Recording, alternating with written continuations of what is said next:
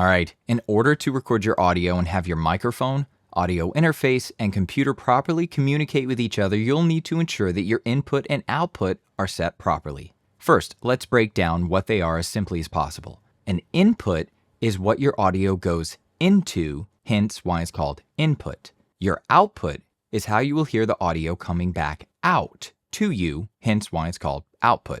Okay, so now that you know that, where does your microphone go into? Your audio interface, right? Okay, so where does your audio come out? Your speakers or headphones, correct? And where are those speakers and headphones connected? Also your audio interface, right? So now knowing this, when setting your input and output, it's actually very simple. Your input would be set to your audio interface and your output would also be set to your audio interface because like I said, where are the speakers and headphones plugged into? Your audio interface.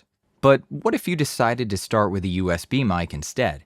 Well, USB mics basically have an audio interface or really preamp built into them, so they actually take the place of the audio interface in this case. So if the mic is the audio interface in this case, we would select the mic as our input, and if you have the headphones plugged into your mic, you'd also choose the mic as your output.